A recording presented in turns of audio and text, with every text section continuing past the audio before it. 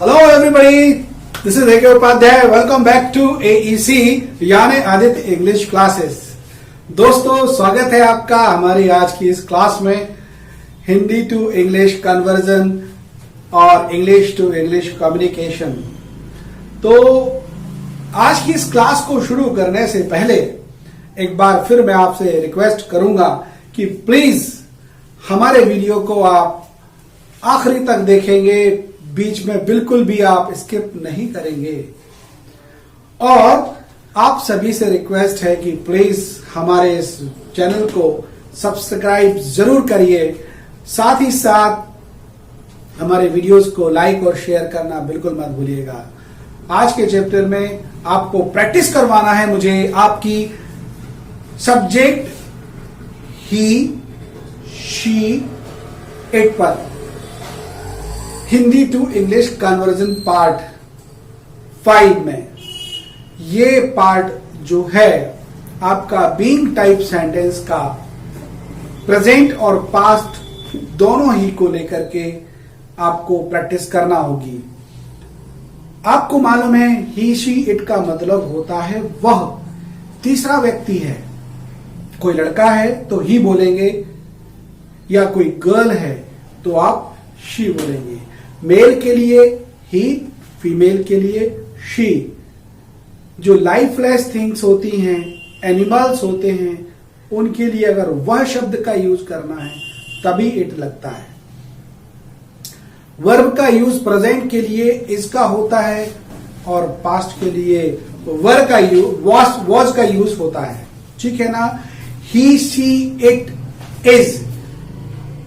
He, she, it is present के लिए, ही, she, it के साथ वॉज पास्ट के लिए.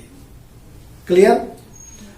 तो आपसे कहूंगा कि इन सेंटेंसेस को आप अभी मेरे साथ प्रैक्टिस करके देखिए.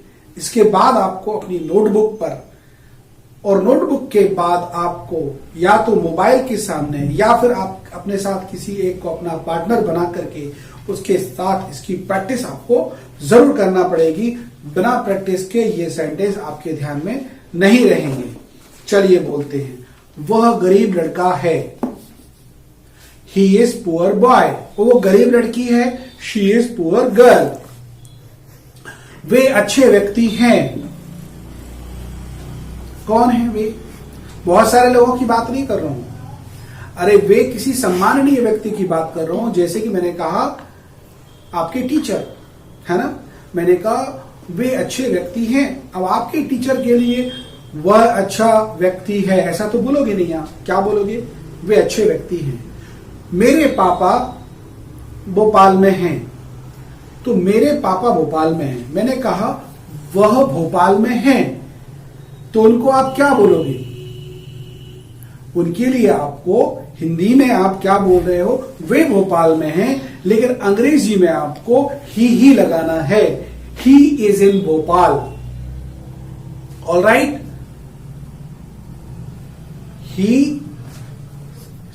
वह भोपाल में है. वह को आप जब सम्मान देने के लिए बोलते हो तो क्या बोल देते हो? वे भोपाल में है.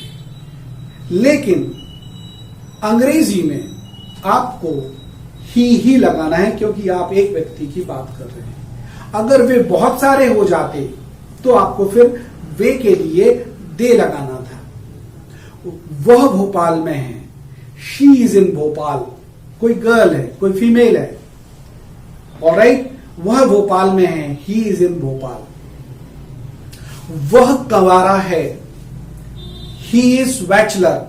He is bachelor. ऑलराइट. लड़की की बात कर रहे हैं. वह कंवारी है. She is virgin. ऑलराइट. वह अकेला है. He is alone. वह अकेली है.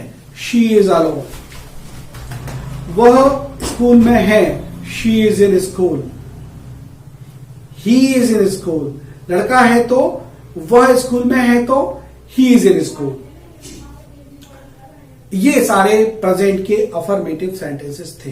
अब इसके बाद आपको नेगेटिव बोल करके देखना है। ऑलराइट, वह अकेला नहीं है, वह अकेली नहीं है। He is not alone, she is not alone. Alright, ये क्या हो गए? नेगेटिव।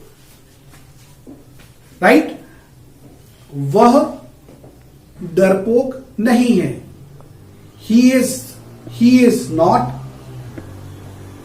Not timid. और यदि गर्ल है तो फिर she is not timid. Alright, ये आपके नेगेटिव हो गए। अब क्वेश्चन की बात करते हैं, इंटेरोगेटिव सेंटेंस की बात करते हैं। क्या वह बीमार है? लड़का है ना? इज ही सिक? लड़की है तो, या गर्ल है या फीमेल है तो इज शी सिक। इस तरह से आपने इंटेरोगेटिव सेंटेंस की जो शुरुआत की है वो किससे की है? वर्ब से, इज से स्टार्टिंग की है। क्योंकि आपको मालूम है कि जब भी क्वेश्चन बनाते हैं तो वर्ब आगे आती है। क्या तभी लगता है, हमें इसके लिए व्हाट का यूज नहीं करना है। बार बार बता रहा हूं, व्हाट का यूज अभी नहीं होगा। आने वाले समय में जब मैं ऐसे वर्ड का यूज जिनसे क्वेश्चन किए जाते हैं, स्पेशली वो क्वेश्चन के लिए ही यूज बनाए जाते हैं, जिन सभी में प्राय WH कॉमनली पाया जाता है, ऐसे वर्ड्स पर मैं आपको आगे वर्क करवाने वाला हूं। तो क्या वह स्वस्थ है? लड़का है ना? तो इज ही हेल्दी? लड़की है तो इज शी हेल्दी? अब इसके बाद हम बात करेंगे इट की।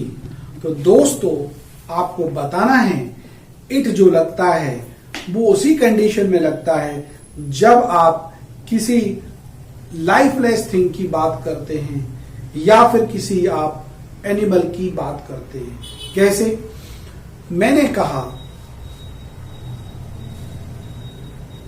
मेरे घर में एक डॉग है। मेरे घर में एक डॉग है। मैंने कहा वो बहुत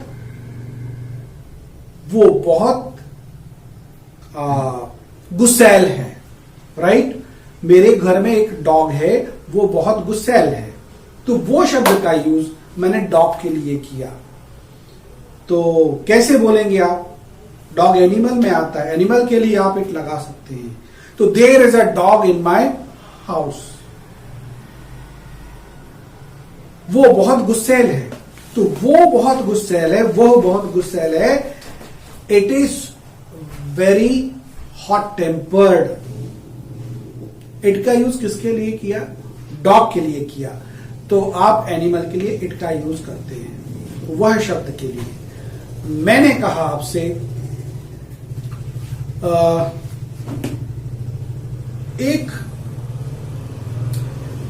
एक अच्छा रास्ता है। एक अच्छा रास्ता है। मैं किसकी चर्चा कर रहा हूं? रास्ते की। तो there is a good way. There is a good way, वो बहुत लंबा है। किसकी बात कर रहा हूं? रास्ते की। तो क्या बोलेंगे? It is very long. It किसके लिए लगाया हमने? रास्ते के लिए लगाया। राइट, दीवार पर एक पिक्चर थी। There was a picture on the wall. वो बहुत खूबसूरत थी। किसकी बात कर रहा हूं? अरे भाई, मैं पिक्चर की बात कर रहा हूं, फोटो की बात कर रहा हूं जो दीवार पर थी। अब वो तो लाइफलेस थिंग है, निर्जीव वस्तु है। तो वो खूबसूरत थी, तो आप शी नहीं लगाओगे कि शी वॉज ब्यूटीफुल। क्या बोलोगे? It was very beautiful. क्योंकि चर्चा किसकी हो रही है? उस तस्वीर की हो रही, उस पिक्चर की, उस फोटो की हो रही जो दीवार पर थी।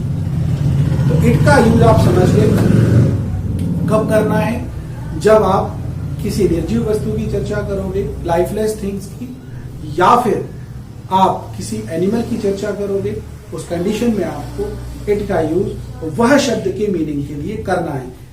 नहीं तो आपको मेल और फीमेल देख करके ही और शी का यूज करना है। एक बात और, अगर आप एनिमल की चर्चा करते हैं तो मेल या फीमेल कोई भी एनिमल हो, आप उसके लिए इट का ही यूज करेंगे। यदि आप